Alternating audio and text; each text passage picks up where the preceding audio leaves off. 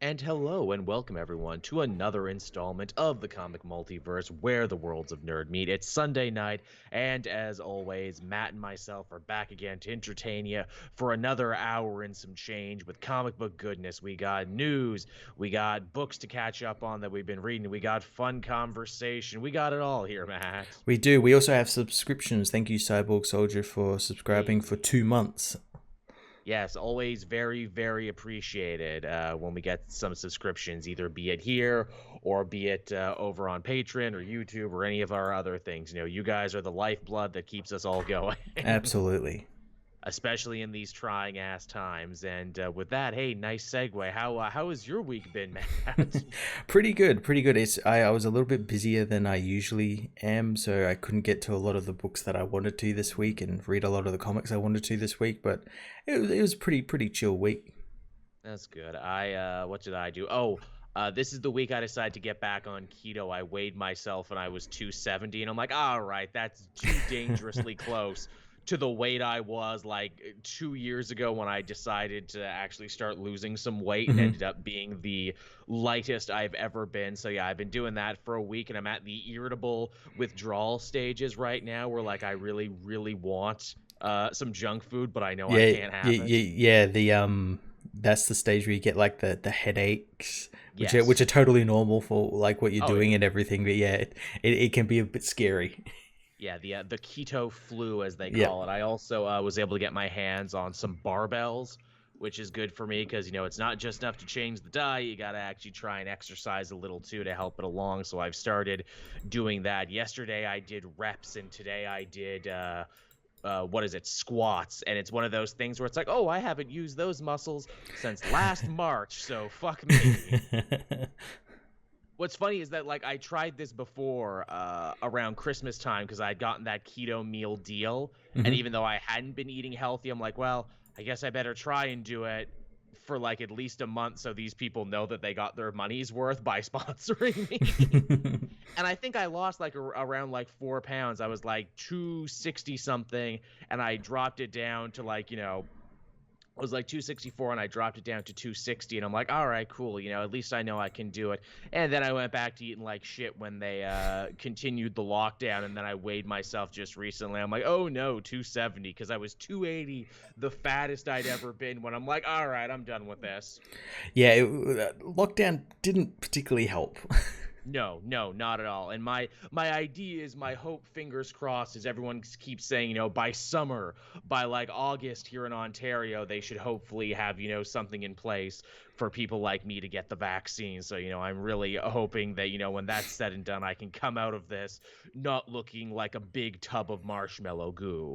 Hopefully, yeah. I can only hope so, that I can, not look like absolute shit. So I'm working on that. Zeke saying he got really buff in lockdown. Well, good for you, Zeke. I'm glad one of us did, because I sure as shit didn't. It's crazy too to think we're coming up on like the quarantine anniversary right now, and like what the fuck does that mean? Yeah, it's so weird, isn't it? Like, yeah, around this time last year, everyone was starting to hear Hmm. about a virus over in China, and We're I like, think no big deal. yeah, and I think like yeah, like end of February is when it started sort of going places. Because I know in March is when we locked down. Yep. What are the traditions that we're gonna have to observe now for quarantine anniversary? Are we all gonna have to sit around the quarantine tree, which is basically just a bunch of toilet paper that we stole and put together and Toilet watch? paper with Zoom on a Zoom computer on the top. There you go. Are we all gonna have to do that? What great quarantine specials are we gonna have to watch? Tiger King. We're all gonna have to rewatch Tiger King for the first time since it came out. Hmm. That's the way it has to go. We're gonna have to see that. Man, I love the little extra amendum on top of that Tiger King story, that he was so sure that when Trump got out of office, he was pardoning people left and right for money. Joe Exotic was so sure he would get a pardon, then he didn't.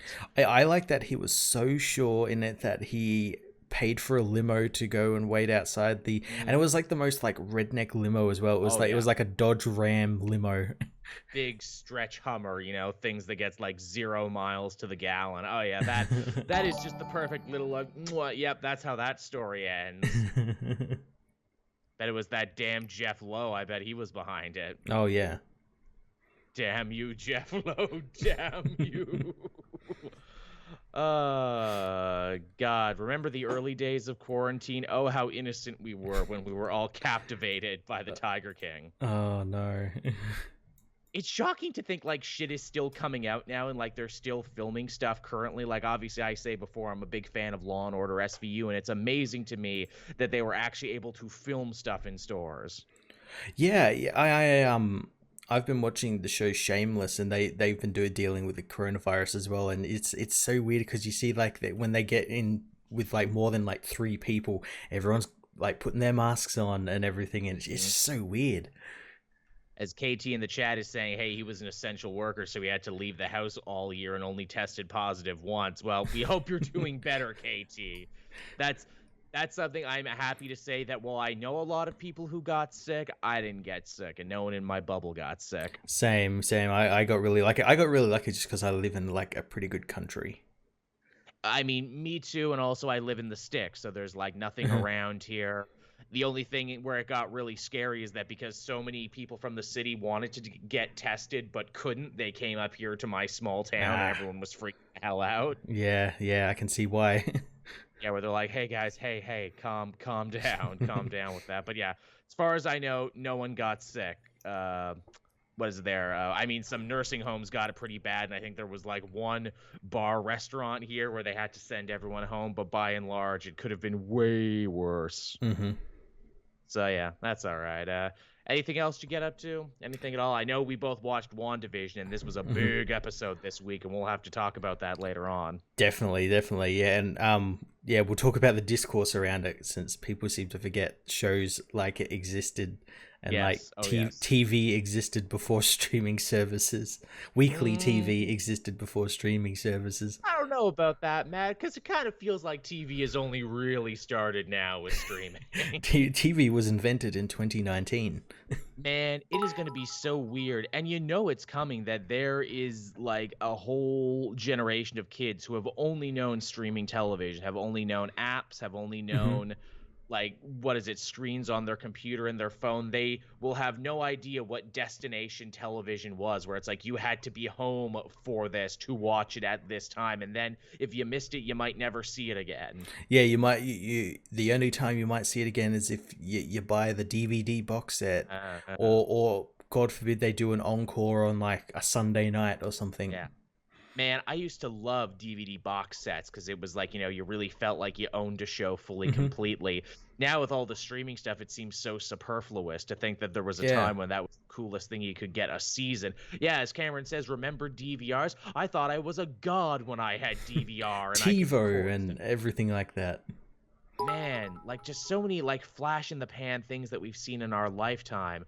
Frickin' what is it? HD DVDs. Remember that very briefly were the rivals to Blu-ray, and everyone didn't know what the #1 format was going to be. Those red jewel cases. I remember seeing heaps of them, and then you see them heaps in like the. I actually saw one. When did I see one? Not too long ago. I think it might have been the start of last year at like one of those like wholesale shops that just sell like a bunch of overstock stuff. Yeah, I'm fairly certain I saw one of them there. I'm like, who still buys this stuff? I'm sure there are collectors out there.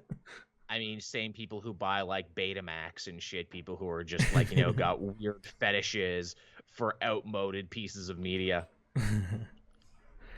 As the chat mentions Hulu TV. Hey, remember if you had like a Disney Plus thing, there was supposed to be something like, I think in the last couple of weeks where you're supposed to flip a switch and you were supposed to be able to get Hulu now? What happened with that? Is that the Star thing that's coming out? That comes out on February 23rd. Okay, yeah, because I remember there's there's Star, that's a thing. But also didn't Disney Plus also have some sort of deal with Hulu where you could get that in there too if you already had? I think Disney that Plus? Was coming at the same time. Right. The same time as Star, or a little bit after it, sometime around the same time. Okay, because I've never had Hulu before, but I'll totally pick it up if it's included. And man, I've been overdue a rewatch of Futurama, and I think I shall. Mainly because I watched all The Simpsons multiple times on Disney Plus and tried to watch Disenchanted, but it just didn't work. Yeah, that show never really fell with me. I don't know. I saw people saying, "Oh, it's like Futurama, but like medieval." I'm like, not really. the jokes just aren't there. The characters are interesting enough, but the jokes are just not there. Mm-hmm. Which is hard to believe that it's so many of the same people who worked on Futurama and worked on classic Simpsons and everything, and it's just not there. Yeah. I know some people, and these are people who, I was surprised to hear this, but not that surprised, but they're like, oh, I watch it for, like, the lore and everything, and I'm like, really? So it's a comedy that's not funny, but has a lot of devoted followers because of the lore. Interesting. The lore. The lore. Watch it for the lore, man. And yes, these people are also YouTube friends of mine as well, too. Gotta watch it for the lore. So I guess with that out of the way, we can hop into the show proper this week. We got a lot of news to cover, but before we do, Matt, time to pay the bills. Time to keep the heat on. Time to keep the heat on. Time to keep the heat on. And it's a great way to take the heat off, Matt, with a cool, refreshing Wild Bill craft soda. I've got a Diet Rocky Mountain root beer in front of me right now. Again, it's my treat for the week. It's diet, so it doesn't have sugar in it. So I think I earned this. I think I earned this satisfying crack right there, right now. And if you want to get some of this for yourself, you absolutely can. Use the promo code CapeJoel for 10% off on your first purchase. And not only will you be getting yourself a sweet treat to help stave off this quarantine madness until we could all get out in the real world and have a real drink with each other again, but you'll also be helping Matt and myself out. And in fact, Wild Bill as a company has offered some great tools for me to actually keep up to date on how much you guys are buying and what kind of retention this is having on the show. And people are indeed buying using our code. Awesome. So I very much appreciate that, everyone. We're not near our first paycheck yet, but, keep up there, and we'll see how that one goes. Yeah, forget the stonk market, Matt. I'm in the soda market. This is how I'm going to make my money. Take that, Wall Street. Take my delicious carbonated beverage, which even though this is diet, this is just as smooth, actually. So there you go. So thank you again, Wild Bill, for helping us out with that. And thank you to, everyone who, during my, little meltdown there a couple weeks ago, it's like, Joel, I'm sure it'll turn up, for sponsors on the show. And it did. And I know we're going to have a lot more coming in the next little bit. Yeah. I'm excited. Yes, I've got my fingers in some interesting pies. There's at least one product that I hope to get to talk about in the next few weeks that I'm sure we'll have very much fun talking about. Interesting. Yes, very interesting. I haven't even told Matt this, everyone, so Matt is also having to guess. And with that, I suppose we can hop into our first news story of the week, and it involves DC Comics, and DC Comics doing something that I never thought I would see them do, Matt. They're ending their exclusive contract program. Yeah, this is in the long list of shakeups they've had, because obviously they're not with Diamond Distribution anymore. They've shaken up their editor structure. Bob Harris and Dan Dio aren't there anymore, and now this. Yeah, this news story broke as part of a bigger story involving Brian Michael Bendis and his contract, because of course Bendis was the most highest paid man in comics when he went to DC, and I don't know if he dropped it or if people just figured it out, but yeah, his contract had come up and they chose not to re-up his contract. Obviously, Bendis is still working at DC right now. He's going to be doing that Justice League book and probably some more projects. But yeah, they're not doing exclusive contracts anymore, which on one hand is kind of cool because that's never really been done before, and that means we can see some of our favorite DC writers go otherwheres and write Image stuff and write Marvel stuff. But also this means that comic writers aren't going to get that nice sweet fat exclusive paycheck per page that you normally get, which was one of the biggest incentives to sign an exclusivity contract with DC or Marvel. Yeah, I wonder if maybe they've got some new sort of structure now that that's not there. There's something that will entice people to just come work for them, not exclusive now. Yeah, it's going to be very interesting to see what's going on there. You got to wonder if this will affect Marvel and maybe make them want to budge in their own way, because obviously they got some really cool talent that are locked down with them right now, and I wonder would they like the freedom, even if that means taking a pay cut. I wonder. Yeah. Tevia, how do you know Bendis's Justice League sucks? The book isn't even out yet. Yes, I saw that. Yeah, I saw that. I wasn't gonna call him on it, but yeah, I saw that. It's not even out yet. You don't even know yet. Could be anything.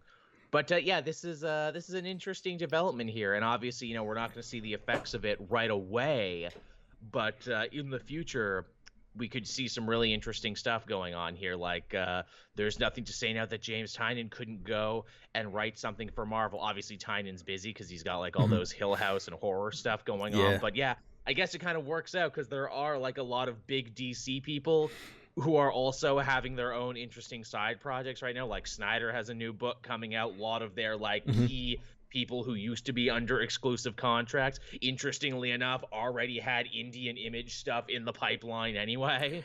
You have to wonder if this is sort of works out for them, whether Marvel will follow suit as well. Yeah. Because I could see that, because it's kind of a win-win for the company, because like then Yeah. they don't have to pay the writers or writers and artists and all that exclusive bonus that they would usually get, Yeah. and they're free to kind of hire whoever they want. I mean, it kind of seems like a win-win. If there's a Yeah, downside to it, I certainly don't see it yet. yeah, You have to wonder too, is this some of that AT&T influence going on there where they're like, wait, so your industry only makes this much money and you're still so piddly and territorial about who gets who that you sign people to exclusivity contracts? Motherfucker, your best work is a drop in the bucket to our movies and TV shows and everything else. Drop that, don't be silly. yeah. But yeah, it's funny to think, and you said it yourself, Matt, that we have seen so much DC upheaval in the last couple of years between all those editors getting the axe, moving to Tuesdays, which I thought was just going to be a short-term thing Hmm. until stores opened up again. But now it just looks like DC Comics are going to be on Tuesday now forever. Yeah, and it works for them as well. They get Yeah. that extra day. It's handy for people like us who review the books, since we can have a DC day and then a Marvel day. True. Yeah. I mean, I didn't like it at first, and I have to imagine that if I was still going to the store and buying comics, I'd still probably just go on Tuesday because everything would still be there. Or I Hmm. would just go on Wednesday because everything would be there that day. Hmm. But yeah, interesting stuff. But yeah, so that's kind of cool. DC done with exclusive contracts. We'll have to see what this will mean in the future.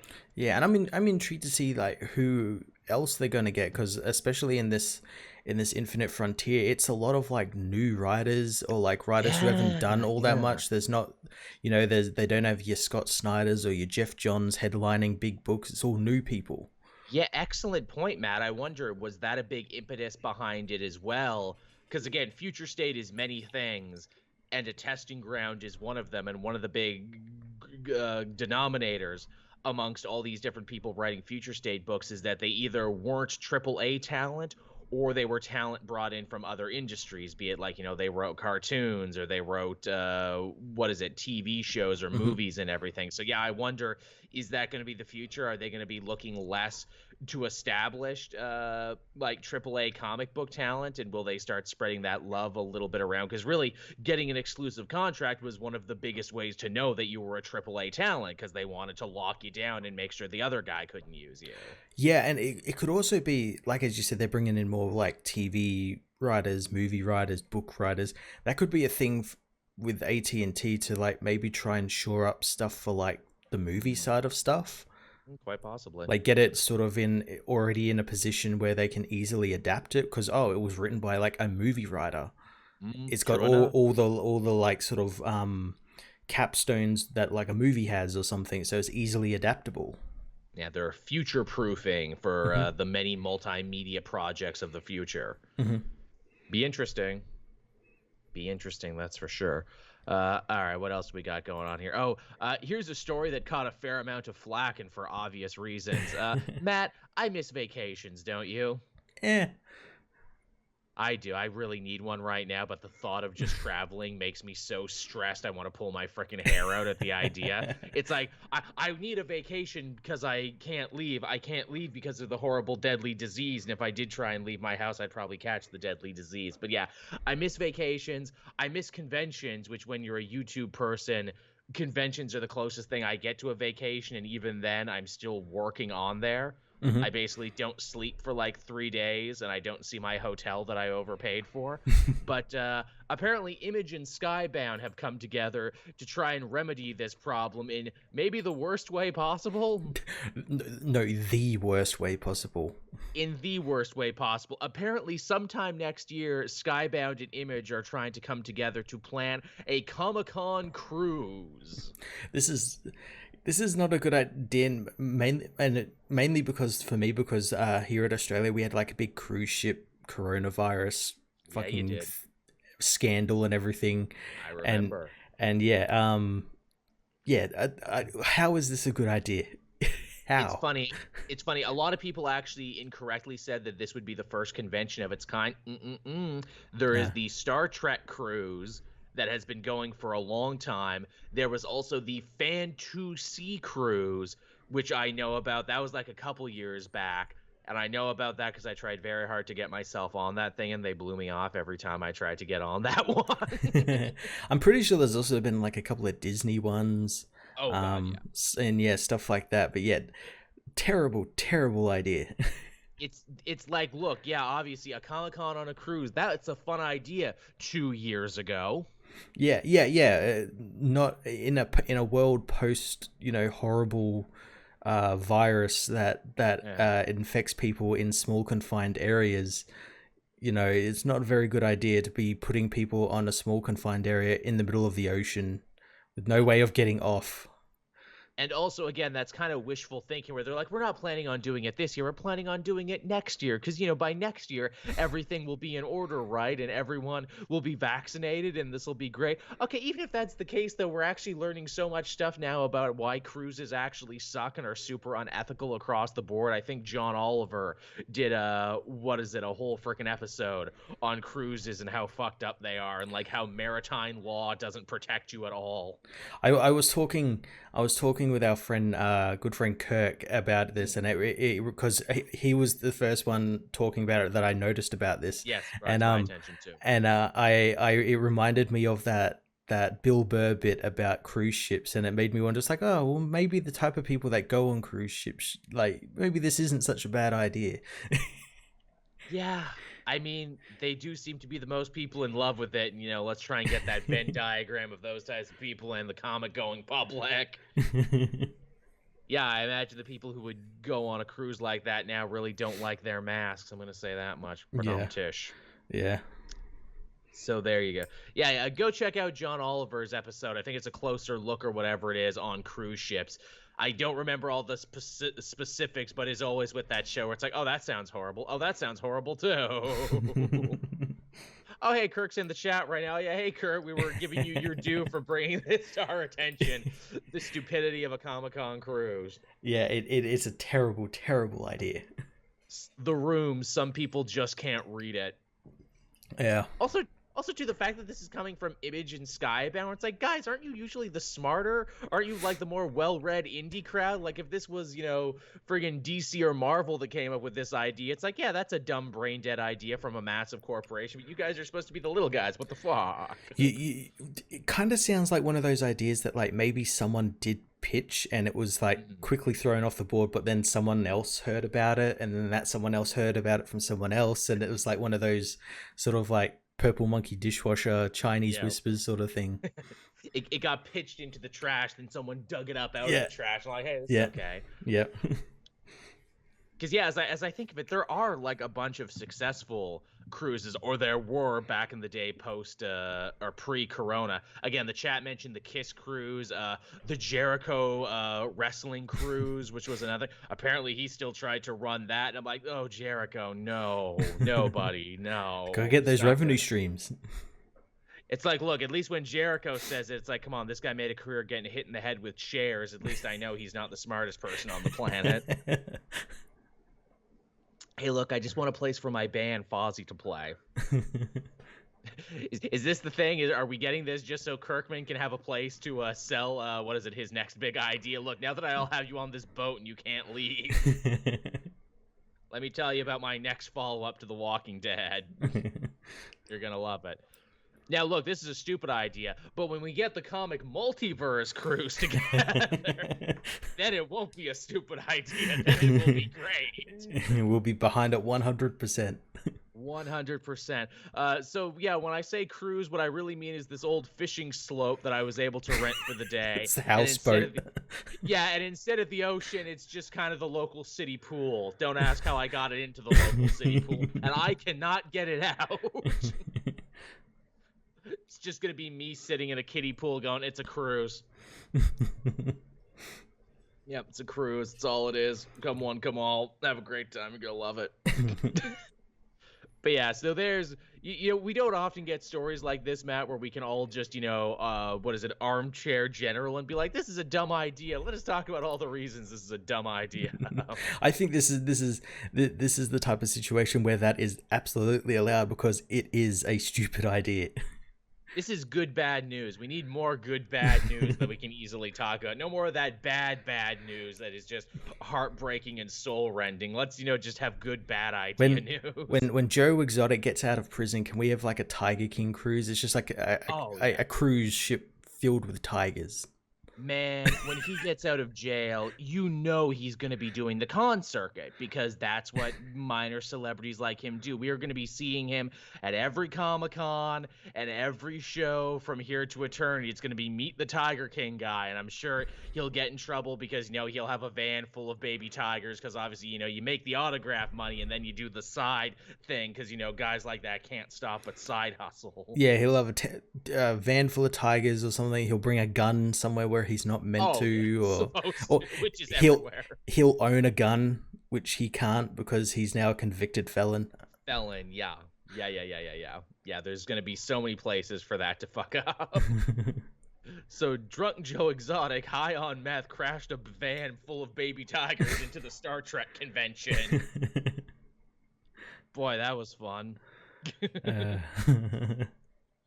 So yeah, everyone. Yeah, Jeff Lowe would crash his ship. You're absolutely right. He would crash the Tiger Cruise. Damn you, Jeff Lowe. You did it again. Oh man. So there's your cruise news, everyone. We'll be sure to keep you up to date on this as it develops. Yeah. I don't think it's going to be happening. I don't think it is going to be either. But man, if Imogen Skybound had a sense of humor, they're like, "Hey, Joel and Matt, how would you guys like to partake in this cruise? All expenses paid." Just really calling our bluff, like you called us stupid, but I bet if we paid for your room and food for like 3 nights, you'd take it. And then I'd have that angel and devil on my shoulder moment. And I'd be like, what do I do, guys? I don't know.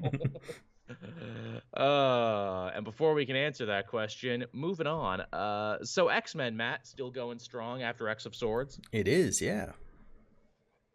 And one of the coolest things they're doing in storyline right now is that Cyclops is reestablishing the X-Men team to be something more heroic and more outside the purview of the Quiet Council. And he's going to pick the team, but we, as the readers, get to pick a member of the team, too. For the first time in a long time, we're getting an actual, actual election where we, the fans, can pick the next member of the X-Men team. Yeah, and this isn't just some, like marketing thing. This is actually something like, I think it might have been the X Factor writer Leah Williams explained that like this is like whoever wins, like people are going to have to change their stories in their books and everything to accommodate this. Like this isn't just going to be some one-off thing, marketing thing.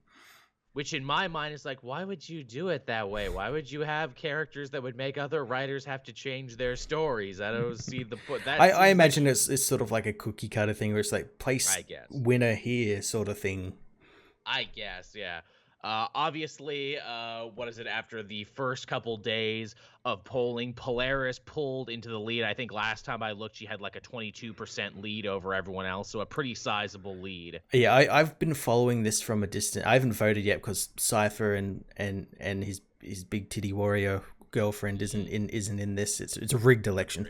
Absolutely. But yeah, I've been following this, and from what I gather, Polaris is only winning because there's a group of X-Men fans that seem to think it's related to the Gifted coming back. Oh. and are Oh, is voting. that why people were talking Well, about Gifted I on I, Twitter I this think week? so. Yeah, because again, I've been following Leia Williams because she's a shit posting master, and she's been getting much hate from all of this because she doesn't want to vote for Polaris. She vote, I think, Marrow or Armor, and yeah, from what I I miss gathered, it was this. people who, like, because they saw the name Polaris, they immediately thought it was because of the Gifted, so they voted for That's that in really hopes that interesting. the show would come back. Okay, see, I thought Polaris was in the lead because she has the coolest costume and the best power and has arguably done more than just about anyone else in this list of people you can choose from. With Sunspot is like a close second.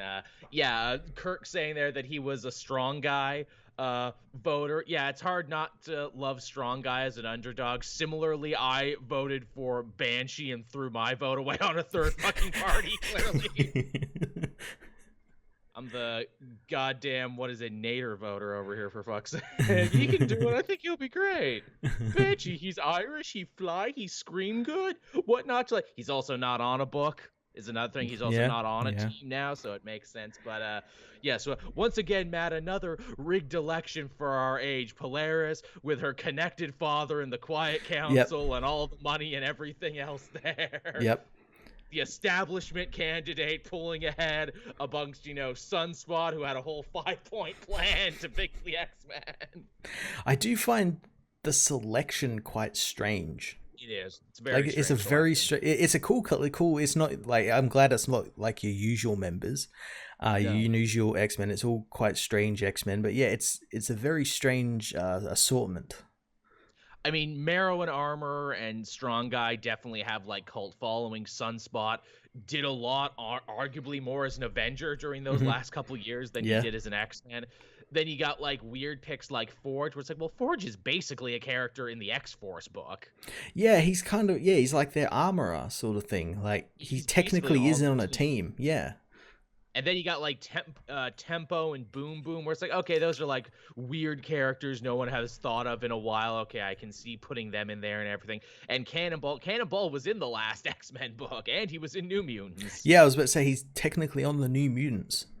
Yeah. Here's the problem, though. If they put Cannonball in his USA Avengers costume, where he had like the jacket and everything, then I would have voted for him. Yeah, yeah. Or am I thinking of Speedball? I mix up Cannonball and Speedball. Sometime I mix up the characters with ball in their name. I have weird character dyslexia. But yeah, this is cool that they let us pick. I mean, it certainly seems like Polaris is the shoe-in now. Yeah, I have to imagine she's going to win unless someone like gains a sizable lead before the voting ends, which ends very soon. I think tomorrow. Yeah. Tomorrow, as right. we record this. Unless someone totally cheats it, which, again, to this day, people still think that's what happened with the phone call-in for Jason Todd. Again, I keep telling people, write in Cypher. Write it in. Get him on the ballot. Get him on the ballot. He's basically a member of the council and an X-Men already. Just give it to him. Just give it to him, because obviously everywhere he goes, Bae the Blood Huntress, his yes. big titty waifu, comes with him. So there you go. If you want snoo, vote for Cypher. That's the rule. I didn't make the rules. I just enforce them. So yeah, there you go, everyone. And again, that's the problem too with having a vote like this, especially in something as big and grandiose and all-encompassing as X-Men, where it's like everybody is gonna want to write in their own character. I wonder too, if these are the characters you can vote for, who is going to be on the team? So you obviously got Cyclops and Jean. I wonder who else it's going to be. I hope they kind of do like an ask pool. It's like, well, Polaris are in, but like all these other characters got voted for or not, so we're just going to make the new X-Men team out of all of them. That's okay. Yeah, that's really funny. If this is the X-Men team, you're looking at it right here. And all we're voting for is like the hierarchy on the team. So it's like, oh, Polaris is the leader, or it's like then Forge is like the second in command, and oh, that'd be really funny. We tricked you, and this is actually the team you're looking at. Because yeah, you're right. You look at the team together, it's like, oh, this is an interesting team under Cyclops and Jean. Okay, yeah. Got a lot of different generations, a lot of different powers, a lot of stuff going on. All right. Yeah. All right, not bad at all. All right, moving on from there. We got some news about that Sandman TV series, which I swear to fuck, I've been hearing about this all my goddamn life, that they're making a Sandman movie or a Sandman It TV show, so much to the point that I got like fucking, blindness and deafness whenever it's it mentioned. it doesn't help as well that I think around the same time this was announced, they announced they're doing like an audio drama or something. Season 2 audio drama. Yeah, so because I got confused because I saw like the casting for this, I'm like, oh, is this that thing that had like James McAvoy and all that in it? Joseph It's like, Gordon-Levitt was yeah, also attached for a bit. yeah. Is that the same as this? Oh no, it's something completely different. Okay. So this is a brand new Netflix thing for Sandman. I know they've only threatened to turn it into a movie or a TV show 100 different times, but no, they're actually doing it this time. And we got some word on the casting, and they got some pretty interesting names attached. They do. I'm surprised it's not on HBO Max. Same. Yeah, well, maybe Netflix had the rights to it still. Yeah. Because, yeah, we got Tom Stutridge. I'm terrible with last names. Mm-hmm. He's going to be Dream of the Endless. And then we got Gwendolyn frickin' Christie. Brienne of Tarth apparently is Lucifer in this, where I'm like, all right, you got my attention now. We were just talking about big waifu ladies, so yeah, there you go. Exactly, you've got my attention now. I love you, big lady Satan. You're my favorite, big lady Satan. And oh man, this is going to blow a lot of minds of people who are watching that Lucifer show and know that it's technically supposed to be the same Lucifer, but it's not going to be the same Lucifer.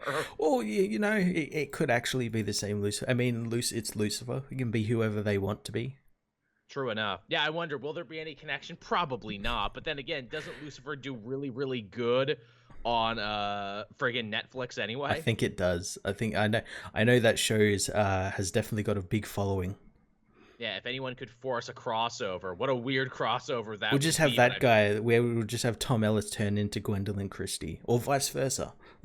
That's fine. I'm sure people wouldn't have any problem with that. But yeah, so we're that much closer to Sandman, everyone. One of the most seminal comics of all time, one of the greatest, most well-known Neil Gaiman projects of all time, is going to be a thing sooner rather than later, because we're just kind of at that point now of the superhero comic book arms race where people are trying to make shows and movies out of everything that has any popular name cachet. Mm-hmm. And I mean, hey, it could work. Yeah. Probably works better as a TV show. Yeah. And as we're seeing now, I mean, you can throw a lot of money and a lot of production quality at television shows to make them look and feel almost as good. Mm-hmm. So yeah, there you go, everyone. If you're excited for Sandman, now you actually have something to go on, which is good. And with that out of the way, we can get to our final news story this week, which is checking in on WandaVision. We had episode 4 this week, Matt. Now for something completely different. And different, it certainly was. It lived up to that name after 3 episodes that really lock you into this kind of Nick at Night retro American TV aesthetic. This is the first time we finally get to pull back the curtain, essentially, and see what's going on in the real world. Yeah, oh god, this is so damn cool. So yeah, it's basically the last 3 episodes from a different perspective. Sure is. We get to hang out with Monica Rambeau, who we now know is Geraldine, but also we don't pick up with her right after she gets like kicked out of Westview. We pick up with her right when she comes back after the snap, which I was not expecting. Yeah, we actually get to see her come back from the snap and just see the chaos that caused in one hospital. We don't know what it was like throughout the whole world. And to see that from the perspective of someone who is basically like a quote-unquote regular person who is only tangentially connected to the Avengers and to the Marvel superheroes, to see that from their point of view and then get like the sickening gut punch of, oh yeah, your mom died while you were gone for 3 years. Fuck. Like, oh man, that really sucks for you. Yeah. That's really, really harsh. We get to learn a little bit more about SWORD and also the new acronym that accompanies SWORD, the sentient weapon, da-da-da-da-da. Yeah, and I like that we find out that it wasn't always called that. It was called the original, but they changed it to sort of go match up with the threats they're facing now. Yes, to help kind of bring in everything, because they can't just be the alien people from the comic. They got to be Hmm. about other stuff too. And yeah, sentient weapon is pretty good, as that sums up the majority of superheroes and supervillains. Sentient weapons. Yeah, it's pretty fitting. It's so funny. Hayward, the guy who plays her boss there, literally he was in SVU this week playing like a Burt Kavanaugh stand-in. So to see him go from a bad guy to a good guy in the span of 2 new shows that I watched this week was pretty amazing. That's pretty good. I'm like, oh no, you were a bad guy in the other show I'm watching. Oh no, wait, you're a good guy here. Whew, okay. Yeah, Monica really, really likable, and boy, do they get you on her side super quick for everything that she's suffered. Oh yeah, oh yeah. And to set up a sword so easily and be like, well, how the hell did this happen? Oh, it happened in the snap. It happened all the time you weren't paying attention for. Hmm. That all of this got established and everything got going. And of course, her first mission is to go to Westview and help out the FBI. Hmm. And of course, with the FBI, we get Agent Jimmy Woo back again. Which, man, how great is he? Yeah. He had such a great like character development where like especially with like the magic trick, everyone was talking about the magic trick, how yeah, obviously in Ant-Man and the Wasp he learned how to do close-up magic, and here we get to see it do close-up magic. What's amazing about that is that is so quintessentially comic book to me, where it's like, hey, here's a bunch of silly side characters that I'm sure you never thought would actually amount to anything, actually have their own weird, deeply involved character arcs in between everything. It's so great, and I like that Jimmy as well is like normal, like Yeah. like he's just a guy. He's an everyman in this universe filled with, like, spectacular people. Yep. They also do a good job hammering out basically a lot of rules for Westview and everything here, where it's like, look, this place seems to have deleted itself from everyone's mind. People are compelled to not enter, just like straight up compelled, like there's some sort of thing keeping people from going in. It's like a thing keeping them from either going in or like it's like an illusion, like they don't think it's there, or it never existed. Some people can see it and some people can't. Wu and Monica are 2 of the only people who can see it, and I have to wonder, is that because they have connections to members of the Avengers who have connections to Wanda? Is that why? It could be, but it also could be. I think it was Monica that said it, where it's like they're not from the area, they're not connected to Westview and Eastview and whatnot. Right, yeah, that could potentially be true too. And the big also reappearance this episode is of Darcy from what is it, the Thor movie. She gets to come back here too, as Sword brings in science experts from all over the place. And I was watching the show with someone, it's like, wait, wasn't she just an intern? I'm like, she was an intern before the snap. Now it's like 5 years later, so she's a fucking doctor now. There you go. She actually worked her way up, which again, good development for like a silly side character that now they're a full-blown doctor. Yeah, and she's pretty great. It's pretty great when you get a character like this written by like competent writers and actually gives them something to do, and something like quite important, as she's the one that kind of figures out that Wanda and Vision are in there and they're in some sort of sitcom world. Yeah, some sort of black and white American sitcom with its own weird rules and everything. And they build like a cork board of all the people in the show who do turn out to actually be real people with IDs and everything. Yeah, New Jersey IDs, so they're people either from the town or like the area that Wanda has like engulfed in this hexagonal shield thing that she's in. Yeah. Yes, I like they brought up that too. What's with the hexagons? There's hexagons and everything. Same shape as Vision's Mind Stone. Same shape as the Mind Stone. It also has the word hex in it because Scarlet Witch is magic and she's hexed the town. There's also like 6 Infinity Stones, so they'd all like fit together. So yeah, a lot of interesting stuff for the hexes. Also too, when everyone had their IDs there, they didn't have one for Agnes though. No.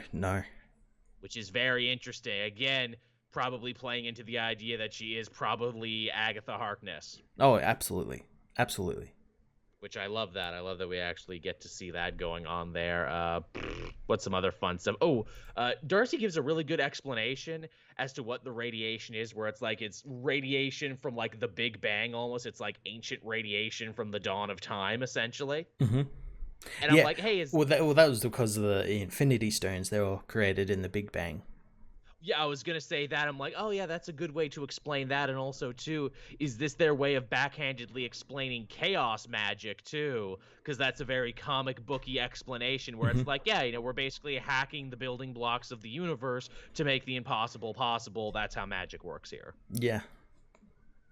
Yeah, Because if I that could is, see that. I could see that being a thing, and I imagine, because obviously this leads into, I imagine her role in Doctor Strange and everything, and I yeah, imagine Doctor Strange is going to get involved, and magic is definitely going to be playing a big part in this.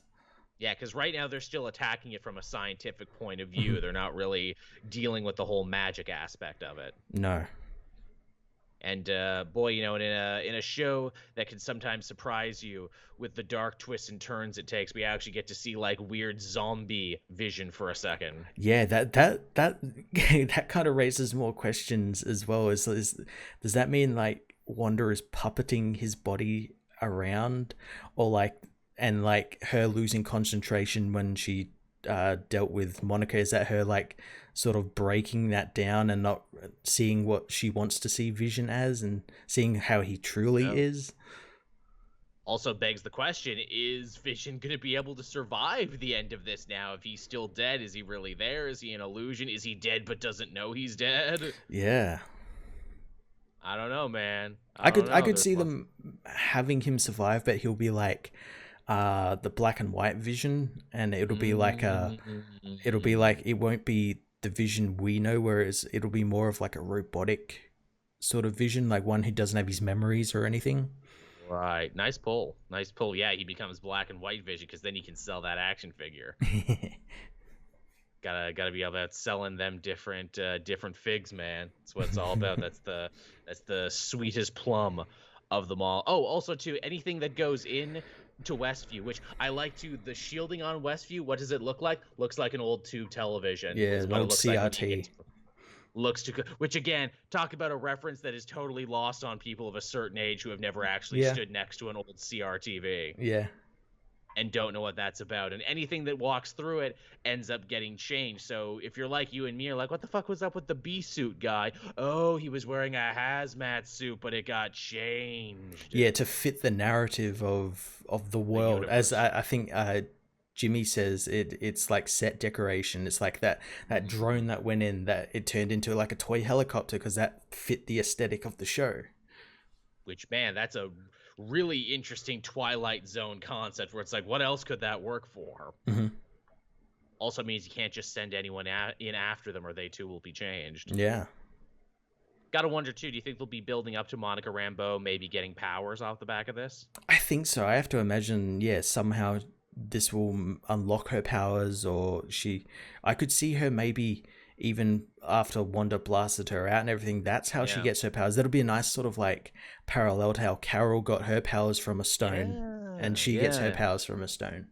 Yeah, where it's like, yeah, just yeah, that awoken your sleeping meta powers from the fact that you went in and went out and survived and like no Mhm, one else has been able to do that so mhm. far. Yeah.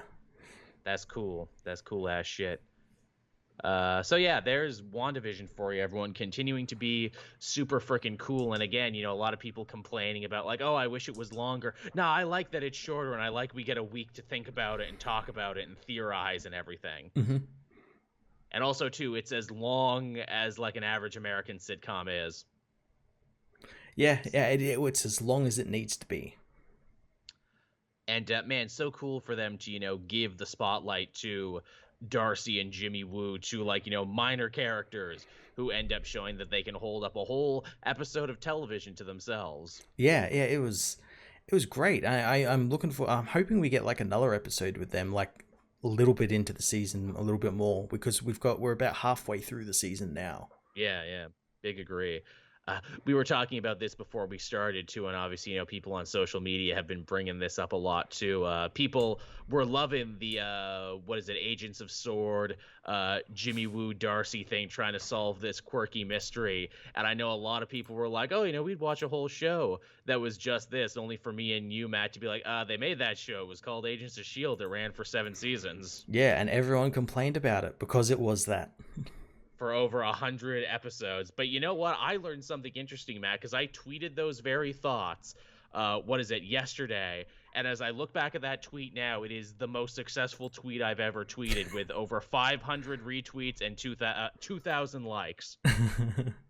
But perhaps the most interesting thing about it is, as I really break this down to see, well, who was watching Agents of S.H.I.E.L.D., who was a big fan of it? This is going to blow your mind, Matt. Predominantly women. Yeah?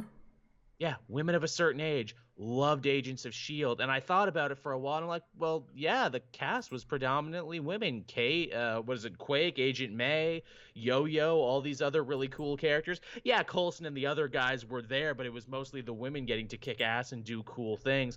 And also, it was a show that had a lot of love triangles in it, Fitz and Simmons and everything else. So I'm like, yeah, if I was a young teen girl watching CBS at the time, writing fan fiction, yeah, I could see that show striking a chord with me. Good on them, everyone. I'm glad you all like that show, and I'm glad you agree with me when I say it was good and that people gave it too much shit. Yeah. Oh, again, like, from what I've seen is people didn't like it because it didn't, feature an MCU connection in every scene and every episode. Iron Man wasn't appearing, and the TV show had like Ghost Rider and Patriot and Inhumans Sif. and Quake and all these people in it. But because it didn't have, the Avengers in every episode, it's automatically terrible. Yeah, you got Samuel L. Jackson more times than any network television show should ever have gotten Samuel L. Jackson, and you still complained. Yeah. Don't forget Agent Carter, too. Agent Carter only ran for 2 seasons, but I thought that was actually very good television, too. Yeah. People give that shit. Hey, those shows crawled so WandaVision and everything else could run. And yes, if they made a Jimmy Woo and Darcy show and they called it Agents of Sword or Agents of Atlas, yeah, I'd watch it, too. But just saying, hey, give the other guys their due. Yeah. But yeah, so there was all the news for this week, Matt. That was fit to print. Yeah. I guess we could talk about what we read this week. You said you had a rough week and didn't get to read everything you wanted. What did I read? I read 1, 2, 3, 4, 5. I read 6 books. Cool. I read a couple, but it was mainly me just catching up with some stuff. Right on. What did you read that was new this week?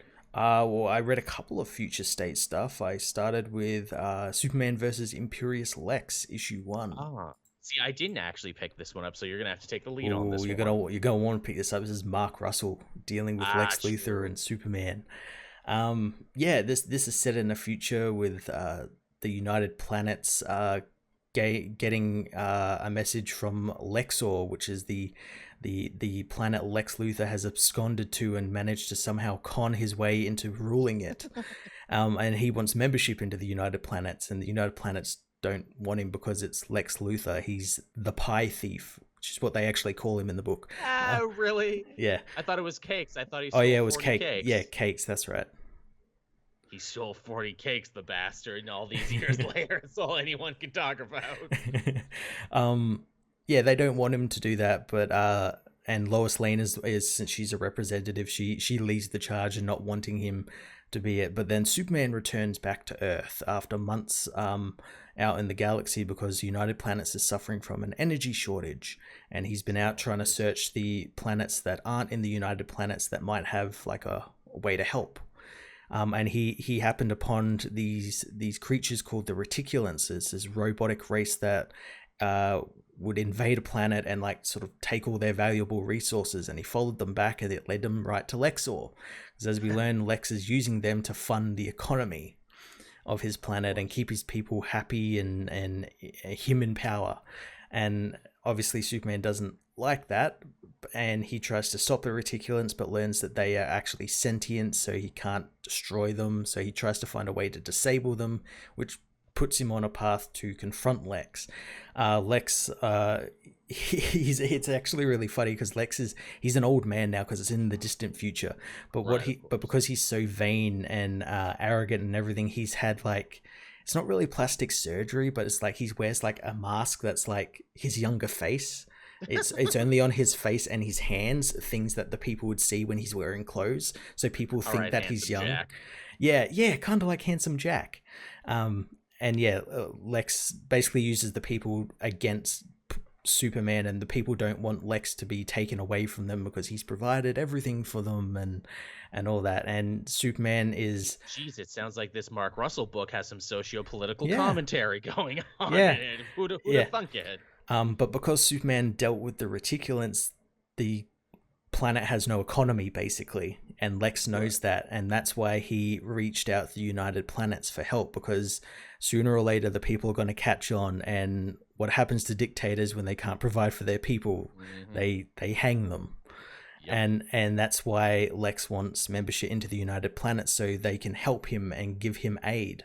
And Superman agrees and wants to aid Lex, and the United Planets don't want to, so it's forced Earth to become their sponsors, and Superman and Lois Lane have to go to Lexor and sort of be like delegates and get political. Of course. Oh, that's fun. Yeah, that does sound like something I'd enjoy. Yeah, it's really great. It's really great. Lex's got his own action figures, and he makes fun of like, the action figure is basically a He-Man figure with his head on it. It's literally a He-Man figure with its head on it, and he makes fun of it because he doesn't look like a 1930s strongman. And it's great. It's great.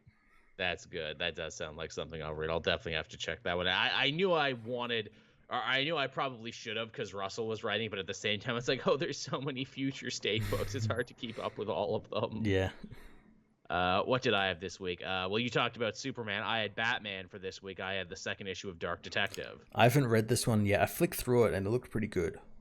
It is. It's fun. It's basically Batman now must solve the murder of Bruce Wayne and how the Peacekeepers knew that he was Bruce and knew where to attack him where he was. Okay.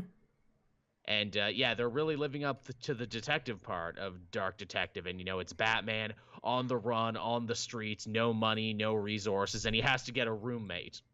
Oh, nice. And his roommate is like Dale Gribble from King of the Hill. He's like a wacko conspiracy theorist. It's like, the aliens are abducting people and they're putting mind-controlled drugs in the water. And the joke is that, he sees conspiracies and dark secrets everywhere except for in the man standing in front of him who has conspiracies and dark secrets. Yeah. And, they do a whole thing there where Bruce realizes that, like, 3 new companies have popped up overnight, and they're the ones that are, like, arming the Peacekeepers and arming the Magistrate. Mm-hmm. And, of course, Bruce knows the people who are running these companies, and they were all fuck-ups before the Joker War, but now apparently they're big CEOs, so there's something rotten going on there, and he has to go and investigate that. And it's just fun stuff. Again, I like what Tamaki's bringing to the book. It's a rather interesting flavor. Nice, yeah, and she's writing it. She's writing Detective Comics after this, so yeah. If you said it was like more detective, it's like living up to that name. I'm really excited for that. Yeah, most definitely. Definitely excited for that. Some people in my comment section had some funny jokes there where they're like, really? So this guy's a crazy conspiracy theorist because he believes in aliens, but Superman and Starfire and Martian Manhunter and all the aliens we know of that are real and exist.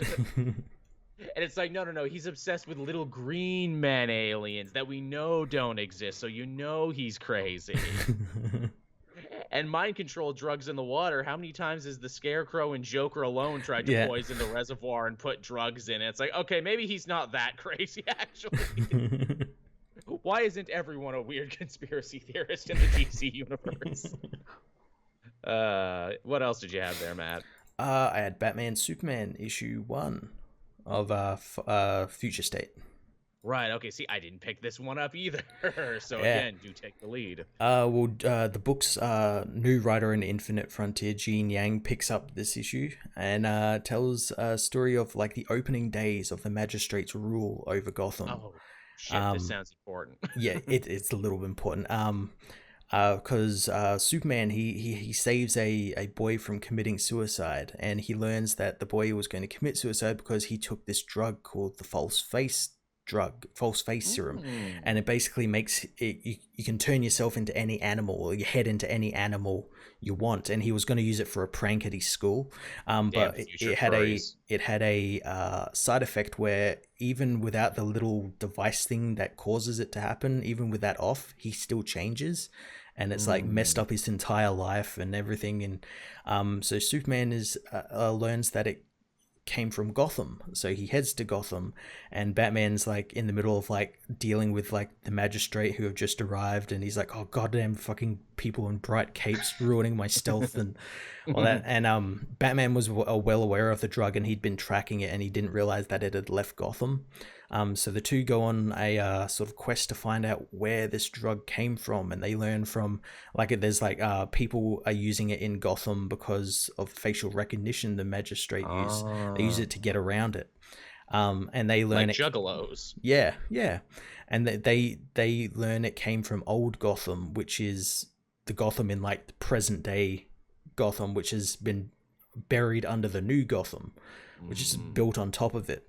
And it came from like some weird hospital there, and they go and investigate, and that's where they meet Mr. Toad, who's Oh, another Grant Morrison creation. Um, god damn, Morrison getting so much fucking love in Future State. and he's running the False Face Society as he's the cousin of the original Mr. Toad. Oh, And see, it's funny. I would have said Black Mask because Black Mask's old gang was called the False Face Society. yeah, well, this is like a new and improved one. Oh, okay. He's running it to sort of go up against the magistrate because he saw that his cousin was like right in his thoughts that like the government is like taking their freedoms and whatnot. Mm. So yeah, he's deciding to run this gang to sort of try and get rid of the magistrate, but it's not really working out too well. And then Superman has to fight a bunch of the false face people because they turn into like giant gorillas and rhinos, and they look like Rocksteady and Bebop sort of thing. Hey. But we learn that Mr. Toad isn't really out for like the good of Gotham, since Superman asks him for help. Like Superman wants to help him end the magistrate, but Mr. Toad doesn't want that because we learn Mr. Toad is technically working for them and wanted Superman to come to the city. And the book ends with him shivving Superman in the stomach with a kryptonite knife. Okay, yeah, you sold me. This actually sounds really fucking cool and like something I should be reading, especially because Gene Ewan Lang is going to continue to write Superman, Batman even after this. Yeah, well, it's implied that because the start of the book is like a 1-page panel that takes place after this issue, and it's implied that the magistrate want to use Superman's powers for something, Right. like power their cybers or something. Because Batman fights a bunch of rats that have like eyeballs on their backs that shoot heat vision lasers and stuff. Yeah, it's very weird, very weird. But very comic book. I appreciate Yeah, it. yeah. All right, that's 2 books you sold me on that I'm definitely gonna have to pick up. See, I didn't read that because I really wanted to read Future State Suicide Squad that came out this week. This was a good issue. This was a mind bender of an issue. I know you and I were both in love with that Tom Taylor book, and it's like, oh, there's no way they could follow up from that. No way they could be that creative or interesting. This is pretty close in being that creative and interesting, actually. I'm using this book now as like a poster boy for like comics that like have covers that completely lie, because because the team on the cover isn't the Suicide Squad. Yep, this whole thing was one giant lie. It was one giant misdirection from Robbie Thomas, who admittedly I'm not that familiar with his work, but when I read this, I'm like, okay, you lied to me. I respect that. You lied to me and didn't tell me. That's what I love. I love a good, honest liar, and that's what you are. So yeah, like the first half of this book, we meet the Justice Squad, who are like an evil version of the Justice League from whatever universe we're in, and they make a solid point of saying, look, we're in the future state, but this is not the same Earth as the other future state books. I want to say they said it was going to be around like Earth 3. Well, they eventually do out themselves as being on Earth 3, but yeah, they don't tell you right away, and we're basically doing a Dark Avengers thing with the Justice League. So we have a Martian Manhunter, but it's Clayface. We have an Aquaman, but it's the Fisherman. We have a Superman, but it's Connor Kent. Mm-hmm. And man, I gotta say, love Connor Kent's costume. It's pretty love good. his look here. It's a really good look. And also, man, we have seen so many different versions of like evil Superman, tyrannical Superman. I love that this one actually feels fresh and different. Mm-hmm. Because like the whole deal with Connor was always like, oh, well, I'm half Lex Luthor and I'm half Clark Kent. But, Clark, took me and helped me out, and I ultimately became a hero. This is like a what-if world where if Connor fully, embraced the Lex Luthor-y villain side of him. Yeah. While also still ironically becoming Superman. Yeah. We also get introduced to another character called Bolt, who is the Flash, who I think is going to be important because she's, like, on the poster for, like, a bunch of Flash stuff that's coming up. Mm-hmm. Says she's a former Teen Titan and says that she's trying to redeem her family for crimes committed. And I'm like, oh, you're related to Reverse Flash, aren't you? Because that would explain the yellow color scheme in connection to the Speed Force. Either that or it's like they're a Zolomon or something. Or something like that. I assumed, Thawne, because she's got the creepy yellow eyes that he's drawn with sometimes. Mm-hmm. Which then I said that, and everyone in my comment section is like, my little runner, referencing that season of Flash when he was in jail. I'm like, oh, fuck, that was a good line. That's a good reference. I wish I made that joke. Yeah, you're right, Zeke. That would technically make her the reverse Flash. 2 reverses. God damn, yeah, I'm the reverse fuck, yeah, what does that make you? Yeah, Bolt is fine.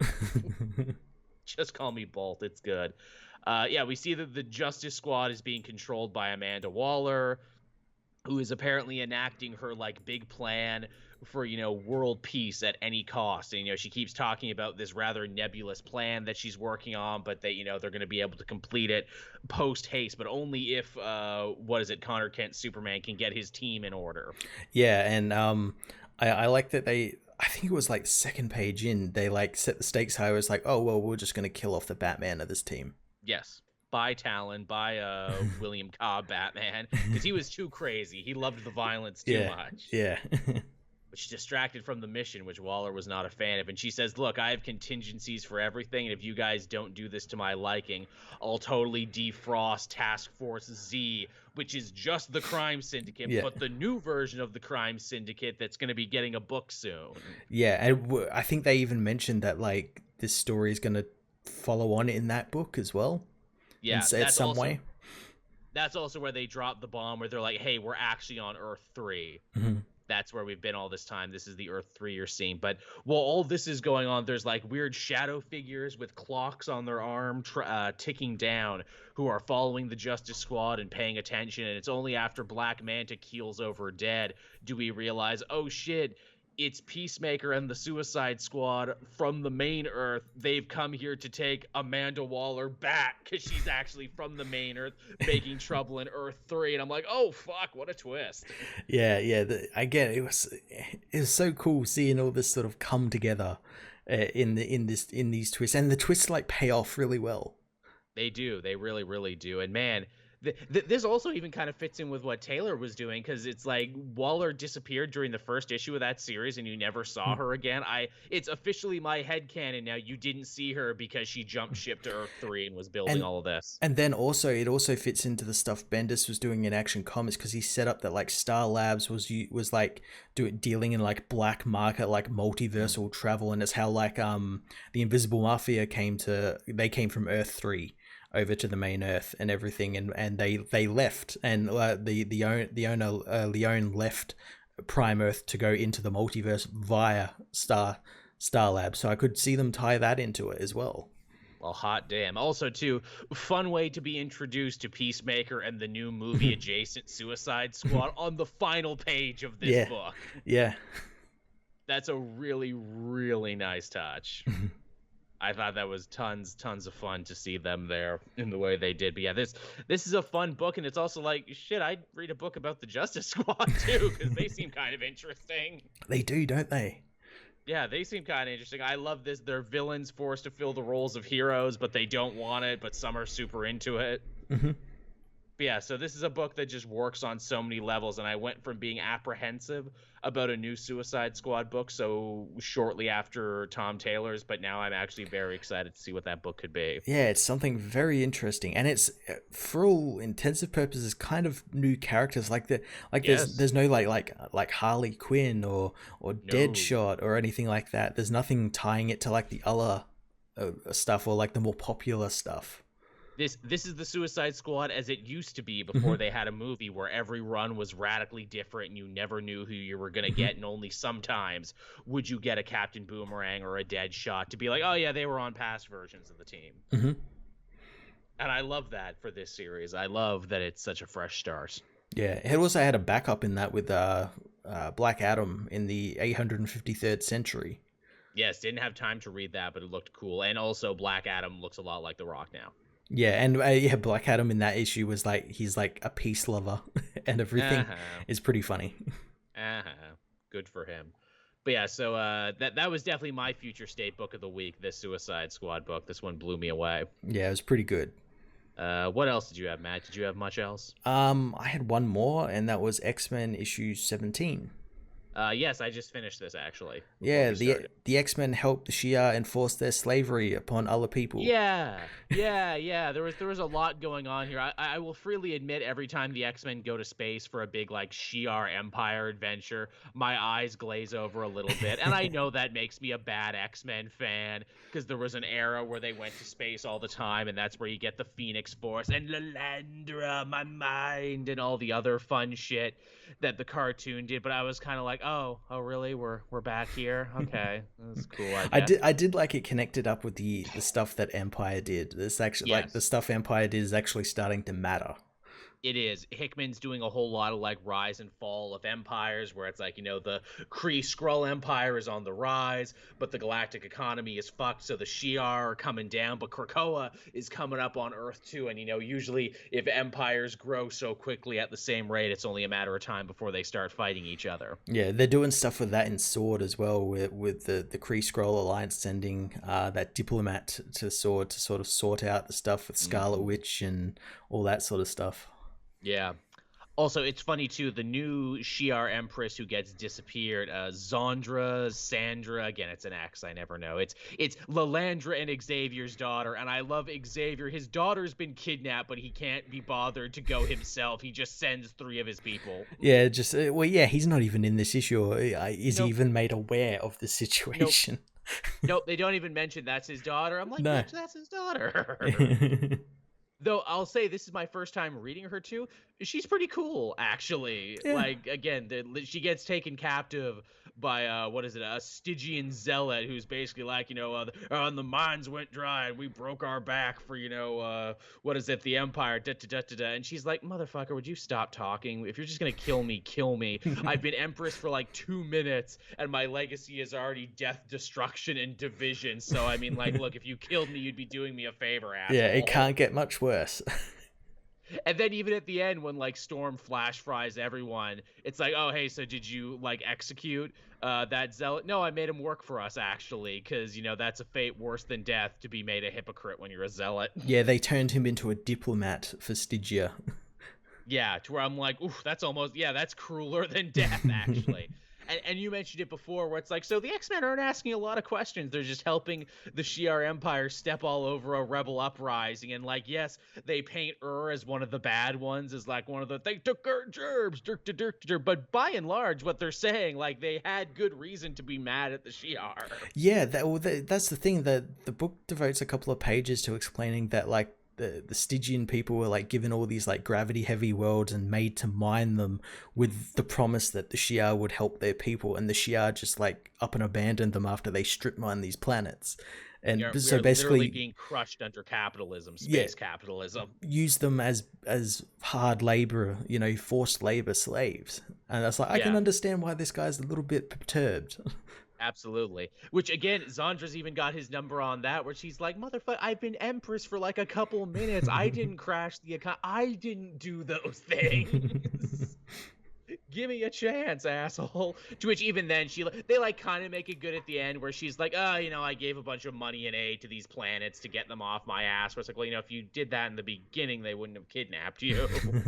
But yeah, no, the X-Men don't particularly or they don't even mention this. Like, No. hey, these people kind of have a point.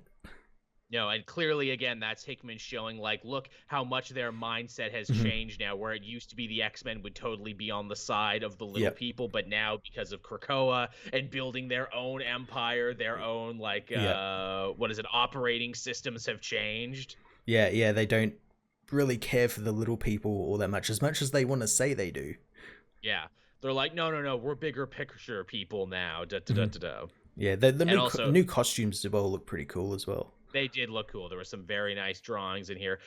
Smasher and Cannonball get some fun side stuff again. Hickman still clearly carrying a torch for them from his Avengers run. Yeah, we got the Smasher Squad. Which was really cool, actually. Yeah. I dug that one. Zeke saying the Shi'ar, they're the Alabama of the universe. Sometimes it feels that way. But yeah. So yeah, X-Men was alright. I liked Wolverine more from this week, though. I didn't read Wolverine. I think I'm behind by an issue on that. It's Wolverine. He becomes Patch again to infiltrate an auction where they're selling off a bunch of superhero merchandise. Okay. So they got, like, the tombstone from Kraven's Last Hunt and, like, the mask that Captain America wore when he was in the ice. Oh, nice. They also have, I think Old Man Logan's arm that got chopped off. Okay. And that sends Logan into a bit of a spiral where he's like, I don't even remember that. How the fuck did they get that? I don't remember that. Did I get my arm cut off? What the fuck? So that freaks him out, but the whole reason he's there is they have Maverick, his old buddy from Weapon X and Team X, who they've wiped his memory and they're selling him off to the highest bidder, and you've got like Kingpin there and the Hellfire Club and like a bunch of other villains who want to buy him, which is bad enough on its own because he's like a killing machine on the best of days. But if one of these bad guys buys him, they'll literally have a key to Krakoa and they can just walk in whenever they want. Yeah. And I'm assuming, I don't know, declare squatters' rights, I guess. Oh, damn. The one rule. Damn it. Why didn't we write that into our ex-Constitution, squatters' rights? I would love that. Wilson Fisk, he just goes in there, curls up into a ball. Squatters' rights, squatters' rights. That's the next big X-Men arc, them dealing with, like, a bunch of, like, homeless coming over to Krakoa, and they can't do anything about it. The X-Men homeless crisis. What do we do? We gotta think of a good X pun for that.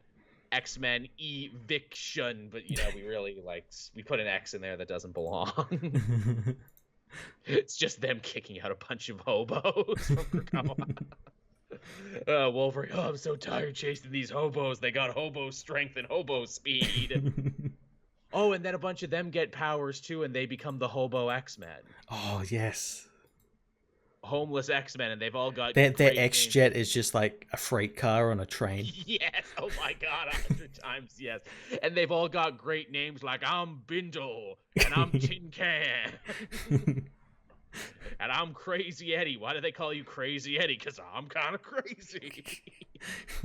Done got kicked out of my government bed. Damn you, Reagan. Yeah, the ex-hobos, exactly. No, see, they get houses in Krakoa, and then they become ex-hobos because they have homes. That's the thing. How do we defeat these homeless X-Men? I know. We'll give them homes, and they won't be homeless anymore. Damn it. That idea is so crazy, it just might work. But yeah, Wolverine was cool. Had Spider-Man this week. I'll just lightning round through these because I know you don't have many more books left, and we're almost at time anyway. Mm-hmm. Spider-Man was cool. This might actually be the most I've enjoyed Mr. Negative in a while. Yeah.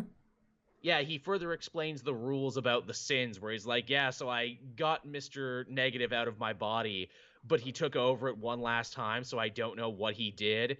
And basically, he got all of his goons together and be like, all right, if I can't have the body, go kill him. Oh, okay. So they've got a bunch of them basically besieging the feast shelter, and the idea is that like the frickin' sins play on the same rules as like frickin' vampires or Highlanders. They can't go into sanctified ground, and the feast shelter is. Okay. So the Sin is just waiting outside for like Martin Lee to either be killed or run out and be rejoined by him.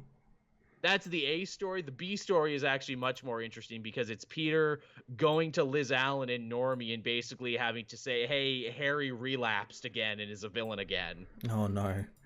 Yeah. But again, doing the very thing that Harry said that pissed him off, where Peter has to tell them that he relapsed, but also has to go out of his way to not tell that he's Spider-Man, once again making it so his secret identity is more important than anything else. Okay. And they raid Harry's closet and they find a bunch of goblin shit. But they're like, wait, was he stockpiling all this goblin shit if he's Kindred and not the Goblin? Okay. So I thought that was interesting. And then it's, Norman who comes up. It's like, hey, I've been spying on you all with cameras. Oh, yeah, you didn't know I have cameras in this house? Well, I do. Sorry. I'm trying to be good now. I did that when I was bad, though. And it's like, oh, you should get to feast because, your aunt is there with Martin Lee and, like, they'll kill her too. So, better go do that. And Spider-Man, who's just like, I have been having the worst week ever. My friend tried to kill me. Norman won't get off my case. I'm going to enjoy beating up these inner demons. Yeah, you get to see Peter cut loose like you never really do before. And it's like, yep, taking out my aggression on you guys. But yeah, so that's a fun issue. I like that this whole Kindred thing hasn't gone away and it's just a thing in the background now of these other stories. Yeah, that's pretty cool. Yeah, most definitely. Had Daredevil this week from Chip Zdarsky. Yeah, that was a King in Black tie-in, wasn't it? It is, which, you're thinking like, oh no, tie into a big event for a story like this, surely that will derail it. Nope. Nope, continues to be great. I expect nothing less from Chip Zdarsky. Absolutely. In fact, he finds a genius moment with Elektra, who, she's out there, she's fighting crime, she's having a hard time not killing people. And she's like, well, really, outside, not killing people, this is an easy job. What the hell was Matt on about for all these years? Then one of those symbiote dragons flies by, and she's like, oh, yeah.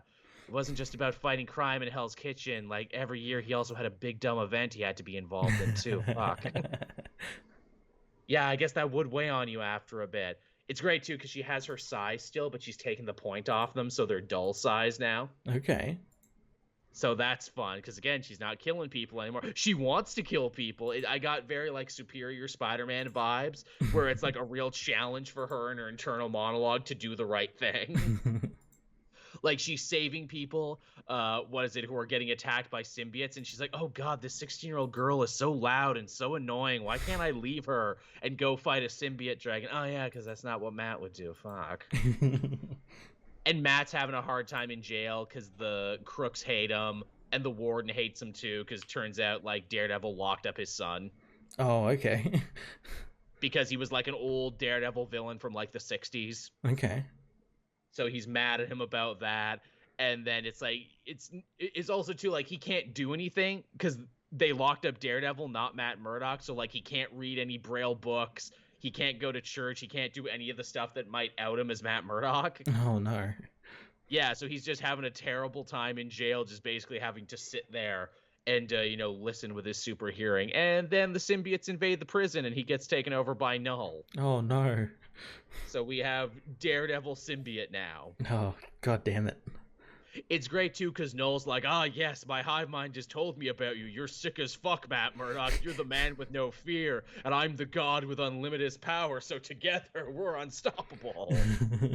And his black costume looks like his freaking Shadowland costume, right down to, the big dumb horns from the end of the story. Oh, of course. Of course it is. You can't. Also, someone said he looks a little like, the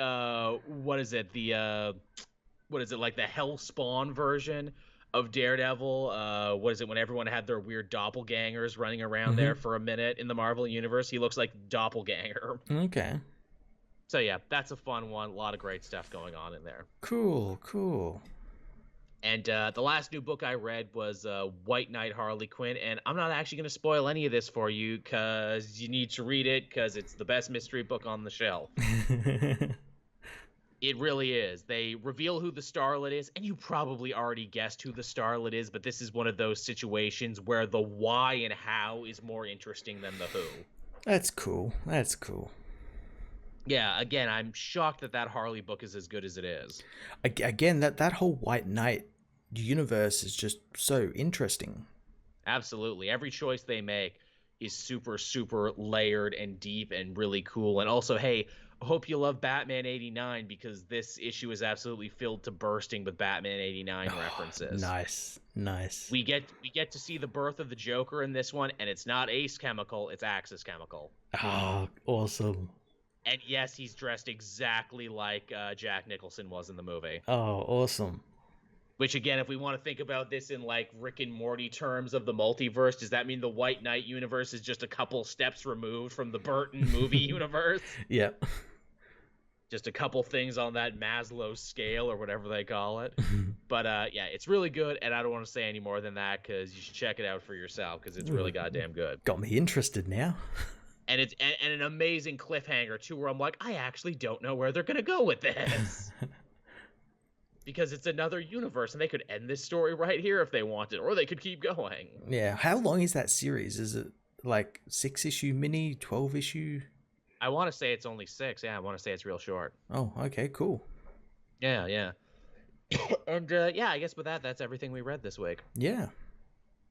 So thank you, everyone, for coming, hanging out with us here on another Sunday night. We hope we could bring a little joy and entertainment into your lives right now. If you're a patron, as always, you'll be sure to get this first before anyone else. Big, mad respect to all of our patrons for continuing to support our endeavors and put a little extra scratch in our wallets in these trying times when we could really use it. You've saved my ass a couple times. Yeah, saved mine a couple as well. Yeah, so, Matt and I are deeply, deeply thankful for that. Thank you to our sponsors, both old and new. You got anything planned for this week, Matt? I'm going to try and stream either Monday or Tuesday because there'll be no regular Elseworlds exchange this week. Sal has a banked one, so I'll actually have a free day. I'd like to stream some more, but I probably got to catch up with some of my videos and stuff. And if I've got the time, I might. There's a lot, man. There's so many of them. Yeah. Which, again, it can't really complain because, like, nothing's really a chore right now. All the books we're reading, we're really enjoying. Yeah, but that's also the bad thing as well, because it's like, because usually by now there would have been a couple I would have dropped, but I'm like, they're also, it's the X-Men problem all over again. Yeah, I know, right? I know, it really is. Next week, too, I'm going to have a big, much in demand indie book on the channel for the first time in a while. Excited to get that one to you. And to go along with that, going to have another interview next week too, if we can get all that lined up and worked out. So get ready for that, everyone. And I won't fuck up that interview. I won't fuck up the NBI code. I'll get it right this time. Should I do more of those? Do people like the interviews? Tell me in the comments section, because there's like several people I really want to talk to, but wasn't sure if I should reach out to because I didn't know if it like messed up the flow of the show or anything, or if people think it makes the show better or worse or what it is. But yeah, there's like a couple people I'd really like to talk to and who I know would love to come on here, actually. Yeah, so there we go, everyone. Again, thank you so much for watching and listening, and we will be back again next week. Same Comic Multiverse time, same Comic Multiverse plays, both on Twitch and on YouTube. Yeah, catch you later, everyone. Bye-bye, everyone.